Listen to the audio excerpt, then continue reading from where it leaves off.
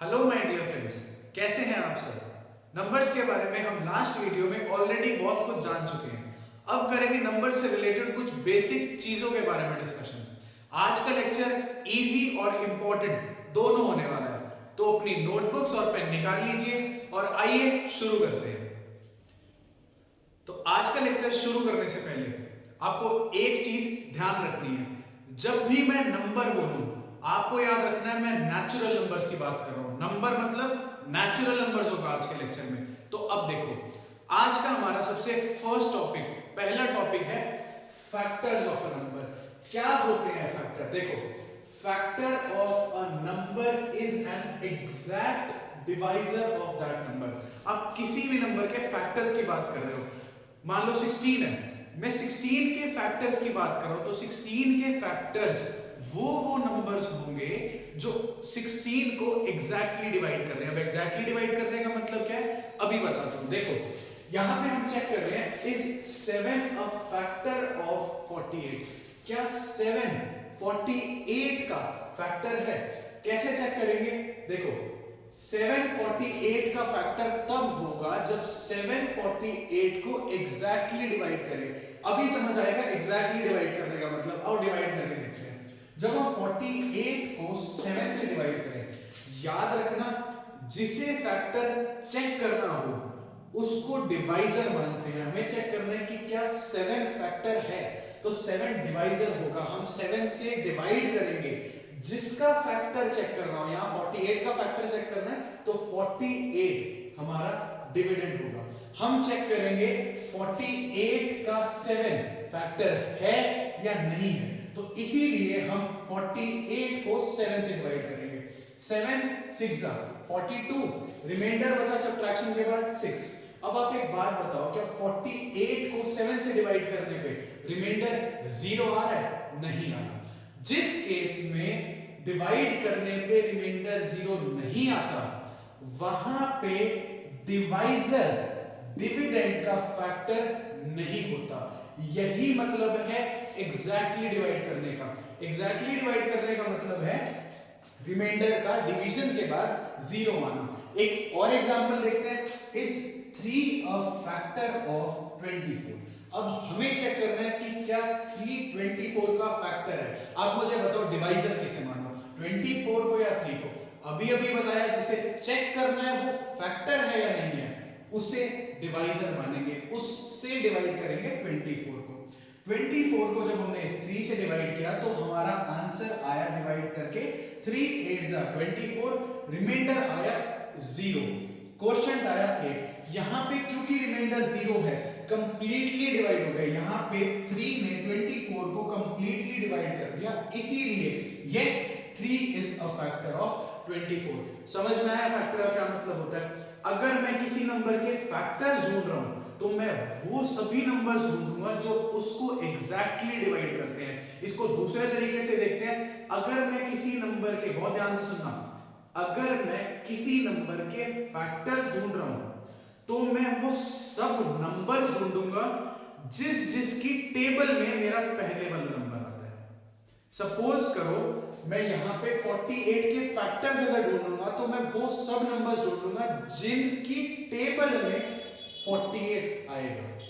48 जिसकी टेबल में आता है वो सब नंबर्स उसके फैक्टर होंगे, वो उसको एग्जैक्टली डिवाइड करेंगे। जैसे देखो, यहां पे 324 का फैक्टर क्यों था? 3 की टेबल हमने लिखी, 3 1 3, 3 2 6, 3 3 9, 12 15 18, 3 8 होता है 24। क्योंकि 3 की टेबल में 24 आता है, इसीलिए 24 का फैक्टर होगा 3। जब हमने 7 की टेबल लिखी, 7 की टेबल में 7 6 42, 7 7 49, 42 और 49 के बीच में जो 48 था वो क्योंकि 7 की टेबल में नहीं आ रहा, इसीलिए 48 7 का फैक्टर नहीं है। समझे बात? अब आपको क्या चेक करना है, जब भी आपको किसी भी नंबर के फैक्टर्स देखने हैं तो वो सब नंबर्स ढूंढो जिसकी टेबल में मेरा पहले वाला नंबर आ गया आएगा। समझे बात को? बहुत सिंपल कांसेप्ट है। अब फैक्टर्स की कुछ प्रॉपर्टीज के बारे में पढ़ते हैं, ध्यान से सुनना। आपको सबको एक बहुत मुश्किल क्वेश्चन पूछता हूं, देखते हैं कौन जवाब देता है। आपको सबको 1 की टेबल आती है? देख क्या रहे हो, यही क्वेश्चन था मेरा। 1 की टेबल आती है ना? चलो 1 की टेबल लिखते हैं। 1 1 जा 1, 1 2 जा 2, 1 3 जा 3, 1 4 जा 4। ऐसे चलते हुए 5 6 7 8 9 10 11 12 13 14 15 16 ऐसे चलते हुए बहुत हमें जो भी 1 की टेबल होगी उसमें हर एक नेचुरल नंबर मिलेगा या नहीं मिलेगा? 1 की टेबल में हर एक नेचुरल नंबर आता है। आप ध्यान से सुनो, 1 की टेबल में हर एक नंबर आने का मतलब क्या है? 1 हर एक नंबर का फैक्टर होगा। यही बोला था मैंने पहले भी, 1 हर एक नंबर का फैक्टर होगा। कैसे? देखो, आप कोई भी नंबर मान लो 55। मुझे चेक करना है कि 55 का 1 फैक्टर है या नहीं है। तो मैं क्या करूंगा? 55 को 1 से डिवाइड करूंगा। 55 1 जा 55, रिमाइंडर आ गया 0। अब किसी भी नंबर को आप जब 1 से डिवाइड करोगे तो रिमाइंडर हमेशा 0 आएगा। इसीलिए 1 हर एक नंबर को एग्जैक्टली डिवाइड करता है, इसीलिए 1 हर एक नंबर का फैक्टर है। तो एक सबसे इंपॉर्टेंट पॉइंट नोट डाउन कर लो, 1 is the factor of every number. चलो इसके बाद हम अगले पॉइंट पे चलते हैं। अब मुझे एक बात बताओ, किसी भी नंबर को जब हम 1 से मल्टीप्लाई करें तो सेम वही नंबर आता है या नहीं आता? 7 की टेबल लिखते हैं। चलो 7 1 जा 7, 7 2 जा 14। इससे आगे जाने की जरूरत नहीं है। 7 की टेबल में खुद 7 आएगा, 28 की टेबल में खुद 28 आएगा, 2 की टेबल में खुद 2 आएगा, 100 की टेबल में खुद 100 आएगा। किसी भी नंबर को 1 से मल्टीप्लाई करो, टेबल कहां से स्टार्ट होती है? 1 जा से। किसी भी नंबर को 1 से मल्टीप्लाई करो, खुद वही नंबर आएगा। इसका मतलब हर एक नंबर का फैक्टर खुद वो नंबर भी होता है। हर एक नंबर का फैक्टर खुद वो नंबर भी होता है, क्योंकि किसी भी नंबर को 1 से मल्टीप्लाई करो मतलब हर एक नंबर अपनी टेबल में जरूर आएगा।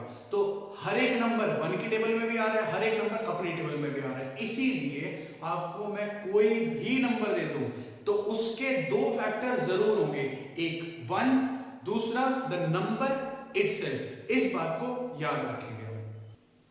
चलो अब हम फैक्टर्स के कुछ और एग्जांपल्स ले लेते हैं। For example consider factors of 6। 6 के क्या क्या फैक्टर्स होंगे? 6 के 2 फैक्टर तो होंगे 1 और 6 खुद। इसके अलावा 6 किस किस की टेबल में आता है? 6 आता है 2 की टेबल में, 2 3 जा 6, 6 आता है 3 की टेबल में, 3 2 जा 6। इसका मतलब मुझे 6 के 4 फैक्टर्स मिले। अब आप एक बात बताओ, 6 के बाद आता है 7। 7 की टेबल किससे शुरू होती है? खुद 7 से। 7 1 जा 7, 7 2 जा 14। मतलब 7 की टेबल में सबसे छोटा नंबर खुद 7 है। 8 की टेबल में सबसे छोटा नंबर खुद 8, 9 की टेबल में सबसे छोटा नंबर खुद 9, 10 की टेबल में सबसे छोटा नंबर खुद 10। कोई भी नंबर आप लो, उसकी टेबल में सबसे छोटा नंबर वो नंबर खुद होता है। इसका मतलब 6 के बाद जो भी नंबर्स हैं, क्या उनकी टेबल में 6 आएगा? नहीं आएगा, क्योंकि 6 आगे आने वाले सभी नंबर से छोटा है। इसीलिए एक बात को ध्यान से सुनो, 6 का सबसे बड़ा फैक्टर कौन सा हुआ? 6 खुद। 6 का सबसे छोटा फैक्टर है 1। 6 के फैक्टर्स हो गए। इसके बाद हम 32 की बात करते हैं। 32 के फैक्टर्स क्या होंगे? सबसे पहले 1 और 32। इसके बाद और 32 के फैक्टर्स क्या होंगे? 32 2 4 8 और 16 की टेबल में आता है। तो मुझे 32 के भी फैक्टर्स मिल गए। तो 32 का सबसे बड़ा फैक्टर सिमिलरली क्या होगा? खुद 32। 32 का सबसे छोटा फैक्टर क्या होगा? 1 होगा। 44 के फैक्टर्स, 44 के फैक्टर्स है 1 और 44 तो है। इसके बाद 2 4 11 और 22, ये सभी 44 के फैक्टर्स हैं। 44 इन सभी की टेबल में आता है। 18 के फैक्टर्स क्या है आप बताओ? 18 के फैक्टर्स हैं 1 18। इसके अलावा किस किस की टेबल में आता है? 18 2 की टेबल में आता है, 3 की टेबल में आता है, 6 की टेबल में, 9 की टेबल में। चलो अब 15 के एग्जांपल्स और 15 के फैक्टर्स निकालते हैं। 15 के फैक्टर्स क्या होंगे? 1 और 15। इसके अलावा 15 किस किस की टेबल में आ रहा है? 3 और 5। 21 के फैक्टर्स क्या होंगे? 1 3 7 21। 45 के फैक्टर्स क्या होंगे? 1, 3, 5, 9, 15 और 45। इसका मतलब कोई भी नंबर है उसका सबसे छोटा फैक्टर 1, सबसे बड़ा फैक्टर वो नंबर खुद। अब आप एक चीज और ऑब्जर्व करो, आपने जितने भी फैक्टर्स निकाले हैं इन सभी नंबर्स को देखते हैं। एक बार हम 6 का हाफ क्या होता है? 3। 32 का हाफ क्या होता है? 16। 44 का हाफ क्या होता है? 22। 18 का हाफ होता है 9। अब आप यहां देखो, ये सभी जो नंबर्स हैं 6, 32, 44 और 18, ये सभी इवन नंबर्स हैं या नहीं है? इवन नंबर्स के केस में इवन नंबर जो नंबर है उसका जो हाफ होगा हमेशा वो नंबर का फैक्टर आएगा। नंबर का हाफ नंबर का फैक्टर होगा जब हम इवन नंबर्स के फैक्टर निकालते हैं। अच्छा एक चीज देखो, जब मैं फैक्टर्स निकाल रहा हूं हाफ के बाद जो फैक्टर है वो कौन सा है? हर एक केस में नंबर खुद है। 32 के केस में 16 के बाद कौन सा फैक्टर आएगा? खुद 32। 44 के केस में 22 के बाद कौन सा फैक्टर आएगा? खुद 44। 18 के केस में 9 के बाद कौन सा फैक्टर आएगा? खुद 18। इसका मतलब इवन नंबर्स के केस में जब फैक्टर हाफ भी मिलता है मुझे, नंबर का हाफ भी मुझे फैक्टर मिलता है, तो उस हाफ से बड़ा एक ही फैक्टर मिलेगा, वो नंबर खुद होगा।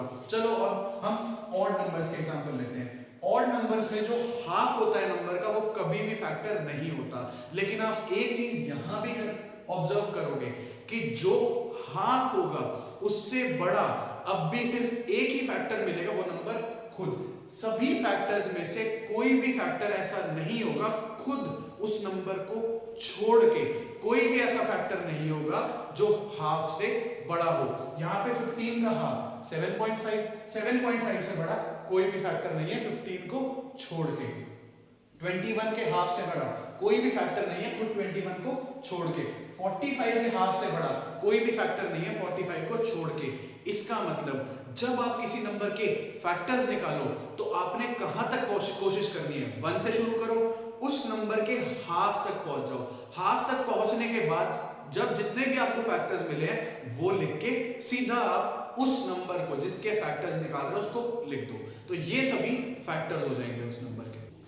चलो एक और चीज देखो, यहां पे मैं 6 को 1 और 6 जो इसके दो फैक्टर्स हैं इन्हें अगर मल्टीप्लाई करो 6 1 जा 6 आएगा, 2 3 जा भी क्या आएगा? 6 आएगा। 32 के केस में 32 को 1 से मल्टीप्लाई करो 32 आएगा, 2 को 16 से मल्टीप्लाई करो फिर 32 आएगा, 4 8 जा भी 32 आएगा। 44 के केस में 1 44 जा 44 आएगा, 2 22 जा 44 आएगा, 4 11 जा 44 आएगा। 18 के केस में 1 18 जा 18 आएगा, 2 9 जा 18 आएगा, 3 6 जा भी 18 आएगा। 15 के केस में 1 15 जा 15 आएगा, 3 5 जा भी 15 आएगा।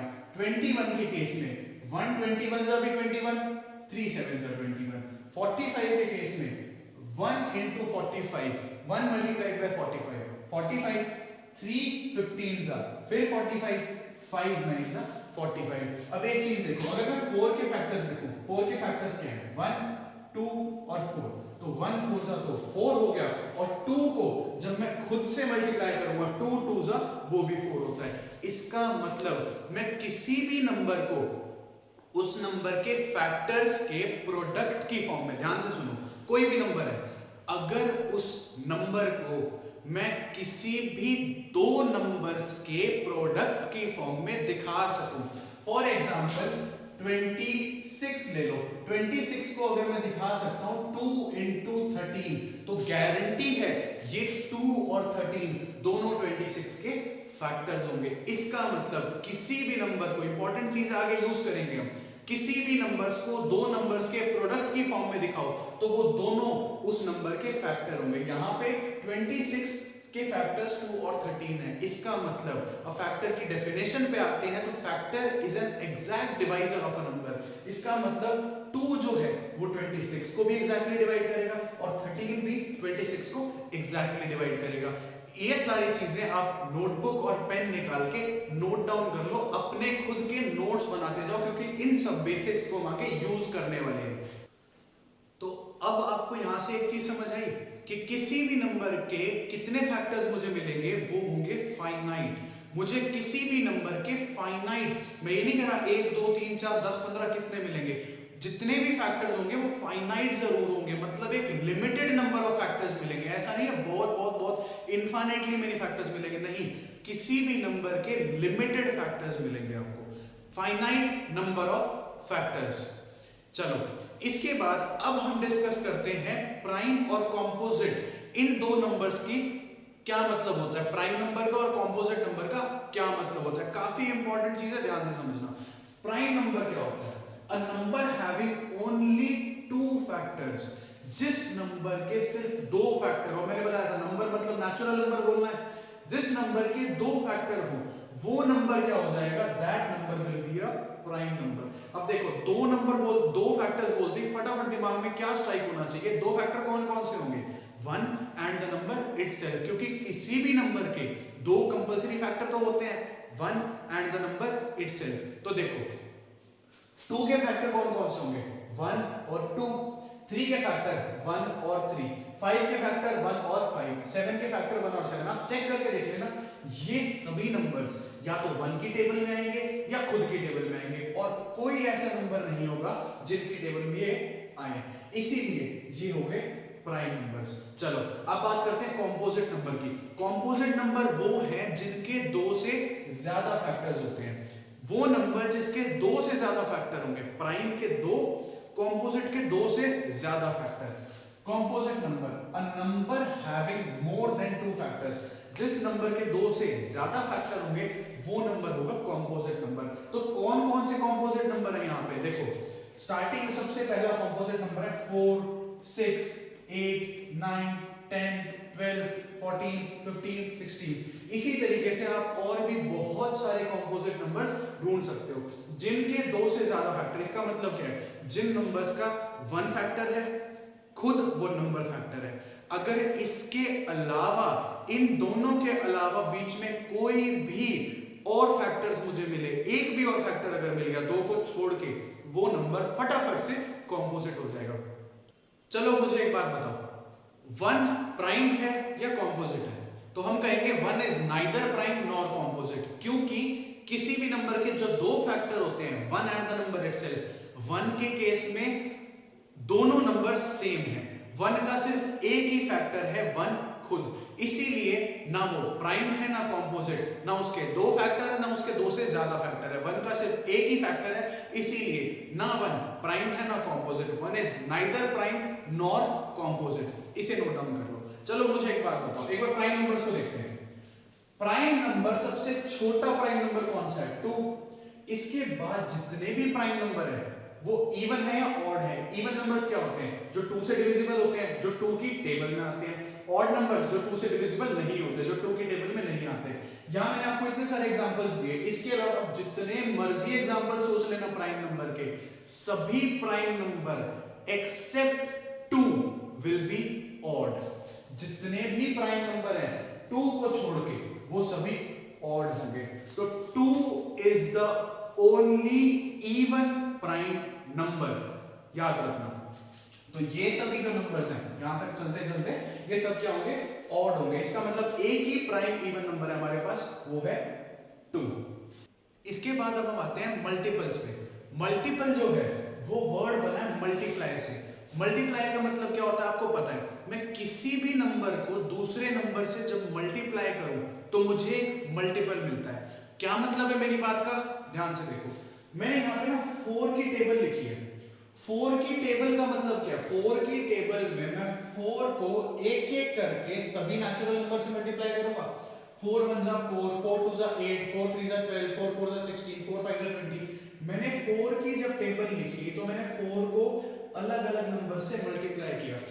जब भी मैं 4 को किसी भी नंबर मतलब नेचुरल नंबर, जब भी मैं 4 को किसी नंबर से मल्टीप्लाई करूंगा मुझे 4 का मल्टीपल मिलेगा। 4 को मैं 5 से मल्टीप्लाई करूं तो जो 20 आएगा वो 4 का मल्टीपल है। इसका मतलब मल्टीपल्स क्या होते हैं, सपोज करो कोई नंबर है, इस नंबर की टेबल में जितने भी नंबर्स आएंगे वो सभी उस नंबर के मल्टीपल होंगे। जैसे 4 है, 4 की टेबल में जो भी नंबर्स आ रहे हैं वो सभी 4 के मल्टीपल्स हैं। अब टेबल हमने जूनियर क्लासेस में पढ़ा है कि 4 10s are 4 10s are 40। क्या टेबल 10 पे खत्म होती है? नहीं होती। टेबल जितना आप चाहो उतनी ज्यादा लंबी लेके जा सकते हो। 4 को आप किसी भी नंबर से मल्टीप्लाई करो, 420 सा भी होता है, 430 सा भी होता है, 440 सा, 450 सा, आप जितना भी आगे जाओगे आपको 4 की टेबल और एक्सटेंड होती हुई नजर आएगी। इसका मतलब 4 की टेबल कॉन्टिन्यूसली चलती जा रही है। तो 4 के कितने मल्टीपल हुए हमारे पास 4 के इनफाइनाइटली मेनी मल्टीपल्स होंगे। अब कोई भी और नंबर ले लो, 5 20 16, कोई भी नंबर, किसी भी नंबर की टेबल में जो भी आंसर्स आएंगे वो सभी उस नंबर के मल्टीपल्स होंगे। 5 की टेबल में 5 10 15 20 25 30, ये सभी 5 के मल्टीपल्स है। तो मल्टीपल क्या होता है? किसी भी नंबर के मल्टीपल्स जो उसकी टेबल में आते हैं वो होते हैं। तो 4 के यहाँ पे मल्टीपल्स लिखे मैंने, इनफाइनाइटली मेनी मल्टीपल्स होंगे 4 के। समझे बात को? अच्छा अब एक बात बताओ, 4 का सबसे छोटा मल्टीपल कौन सा है? 4 का सबसे छोटा मल्टीपल है 4। तो इसका मतलब कोई भी नंबर है, 4 1 जा 4, 10 1 जा 10, किसी भी नंबर में सबसे पहला मल्टीपल कौन सा होता है किसी भी नंबर का? उसकी टेबल में आने वाला सबसे पहला नंबर। इसका मतलब किसी भी नंबर का फर्स्ट मल्टीपल वो नंबर खुद होगा। और क्या किसी नंबर का सबसे बड़ा मल्टीपल निकाल सकता हूं? नहीं निकाल सकता, क्योंकि एक नंबर के इनफाइनाइटली मेनी मल्टीपल्स होते हैं। मल्टीपल्स जैसे जैसे मैं आगे जाता जाऊंगा मल्टीपल्स की वैल्यू जो है वो इंक्रीज होती जाती है। तो मुझे कोई भी ऐसा नंबर नहीं मिलेगा, मल्टीपल्स रुक ही नहीं रहे, चलते जा रहे हैं, तो कोई भी ऐसा मल्टीपल नहीं मिलेगा जिसको मैं ग्रेटेस्ट बोल सकूं।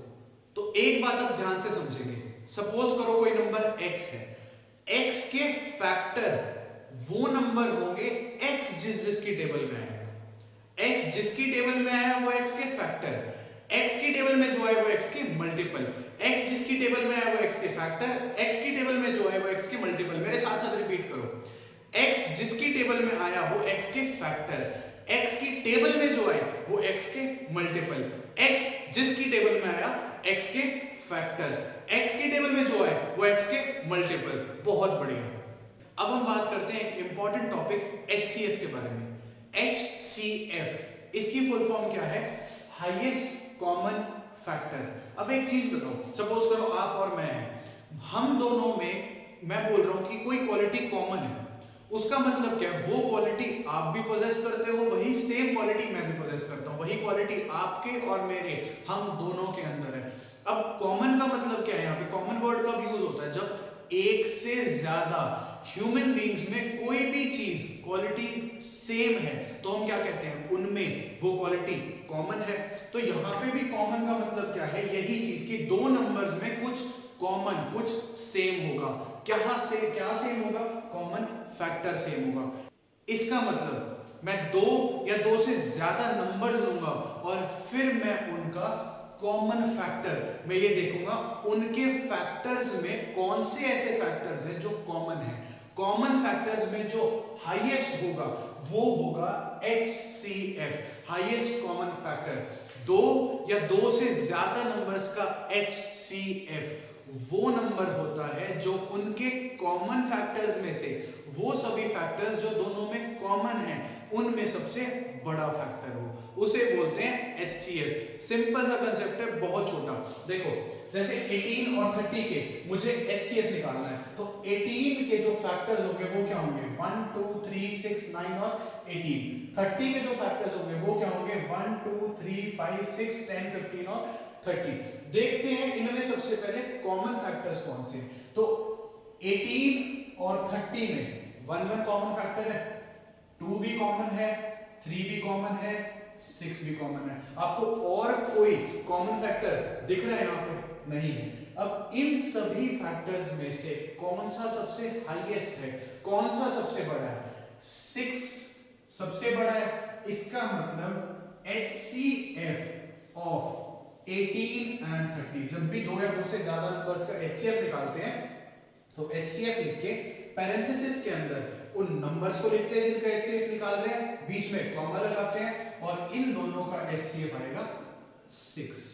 समझे बात को? बहुत सिंपल कंसेप्ट है कि कॉमन फैक्टर सबसे पहले आप जिस जिस नंबर का HCF निकालने वाले हो उनके सभी फैक्टर्स को लिख लो, फिर कॉमन देखो उनमें से कॉमन फैक्टर्स कौन कौन से हैं, उसके बाद जो भी हाईएस्ट है वो आपका HCF हो जाएगा उन सभी नंबर्स का। तो ये था हमारा HCF निकालने का एक छोटा सा मेथड।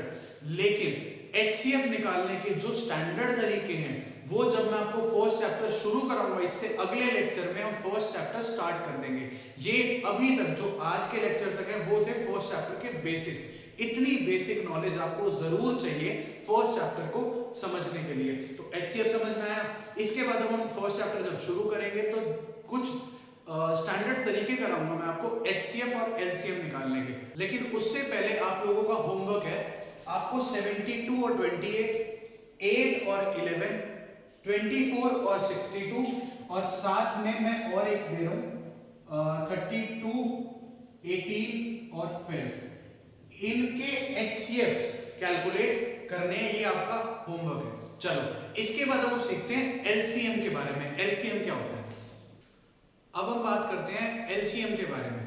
LCM होता है लीस्ट कॉमन मल्टीपल। अरे फिर से कॉमन आ गया। कॉमन अभी तो हमने पढ़ा था कि दो नंबर्स में जब फैक्टर्स कॉमन होते हैं उनका सबसे बड़ा फैक्टर तो HCF होता है।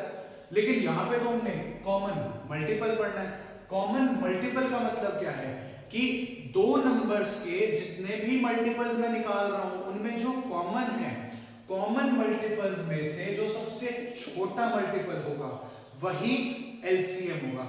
जितने भी मैं मल्टीपल्स चेक कर रहा हूं दो नंबर्स के, दोनों एक किसी नंबर के कितने मल्टीपल्स होते हैं? Infinitely many. अब मैं कॉमन मल्टीपल्स देख रहा हूं कि दो नंबर्स के कॉमन मल्टीपल मुझे मिलते हैं या नहीं मिलते। भाई ऐसे नंबर्स जो दोनों के मल्टीपल्स हैं मिलते हैं या नहीं मिलते। उन कॉमन मल्टीपल्स में जो सबसे छोटे वाला मल्टीपल होगा कॉमन, उसे बोलते हैं least common multiple LCM। For example मैंने यहाँ पे 6 और 8 के कुछ मल्टीपल्स लिखे हैं। 6 के मल्टीपल्स देखो 6, 12, 18, 24, 30, 36, 42, 48 एंड सो ऑन। 8 के 8, 16, 24, 32, 40 एंड सो ऑन। तो मैंने यहाँ पे 6 और 8 के जो मल्टीपल्स लिखे हैं, आप उनमें से कॉमन मल्टीपल्स निकालना शुरू करो। तो 24, 24 दोनों का कॉमन मल्टीपल, 48, 48 दोनों का कॉमन मल्टीपल, 72, 72 दोनों का कॉमन मल्टीपल। बहुत ज्यादा आगे जाने की जरूरत नहीं है क्योंकि मुझे उनमें से सबसे छोटा कॉमन मल्टीपल चाहिए जो ऑलरेडी निकल गया। देखो कैसे, इन सब कॉमन मल्टीपल्स में सबसे छोटा कौन सा है? 24। इसीलिए LCM of 6 and 8 is 24। LCM को लिखने का भी तरीका ऐसे ही है HCF की तरह। LCM लिखो, पैरेंथेसिस लगाओ, जिन नंबर्स का LCM निकाल रहे हैं बीच में वो लिखो। तो ये हो गया LCM ऑफ 6 and 8। यही तरीका है। अभी हम स्टैंडर्ड तरीका इसके बाद पढ़ेंगे LCM निकालने का, क्या है? By the method of prime factorisation, आगे आने वाले लेक्चर्स में। अभी के लिए 6 और 8 का जो LCM है वो ऐसे निकलेगा। इसी तरीके से मैं आपको कुछ होमवर्क दे देता हूं। LCM निकालो 18 और 20 का, LCM निकालो 8 और 15 का, LCM निकालो 60 और 100 का। आपको इन नंबर्स के LCM कैलकुलेट करने हैं, ये आपका होमवर्क है। अब मैं आपसे एक चीज पूछता हूं, सपोज करो कोई नंबर लिया मैंने x, तो कोई ऐसा नंबर बताओ मुझे जो x का फैक्टर भी हो और मल्टीपल भी हो। फॉर एग्जाम्पल 10 ले लेते हैं। एक ऐसा नंबर बताओ जो 10 का फैक्टर भी है और मल्टीपल भी है। ऐसा नंबर जो 10 का फैक्टर और मल्टीपल दोनों हो। देखो 10 का सबसे बड़ा फैक्टर 10 खुद, बाकी सभी 10 के फैक्टर 10 से छोटे हैं, ये 10 है। सबसे बड़ा फैक्टर ये खुद है, बाकी सब फैक्टर छोटे हैं। 10 के जो मल्टीपल्स हैं वो सब 10 से बड़े हैं खुद 10 को छोड़ के। 10 का सबसे छोटा मल्टीपल क्या है? 10 का सबसे छोटा मल्टीपल खुद 10 है। 10 के फैक्टर 10 को छोड़ के सभी इससे छोटे हैं। 10 के मल्टीपल्स जो हैं 10 को छोड़ के सब बड़े हैं। तो छोटे और बड़ों में तो कुछ कॉमन आएगा नहीं, लेकिन 10 एक ऐसा फैक्टर भी है और मल्टीपल भी है खुद का जो कॉमन है। समझो बात को, कॉमन का मतलब क्या बोल रहा हूं मैं? कह रहा हूं 10 का वो फैक्टर और मल्टीपल जो सेम है वो खुद 10 होगा। 20 का एक ऐसा फैक्टर और मल्टीपल बताओ जो सेम हो, वो खुद 20 होगा। मतलब कोई भी नंबर अगर x है तो एक ऐसा फैक्टर और मल्टीपल जो सेम हो, दोनों का x का फैक्टर भी हो, x का मल्टीपल भी हो, वो खुद x होगा। डियर फ्रेंड्स, आज के लेक्चर में हमने आपको फैक्टर्स, मल्टीपल्स, HCF और LCM के बारे में बताया। हमें सपोर्ट करते रहिए, हमारे साथ बने रहिए और वीडियो को अपने फ्रेंड्स के साथ जरूर शेयर करें, जिससे हम सभी बच्चों तक पहुंच सकें। अपना और अपनी फैमिलीज का ध्यान रखें। Stay home, stay safe.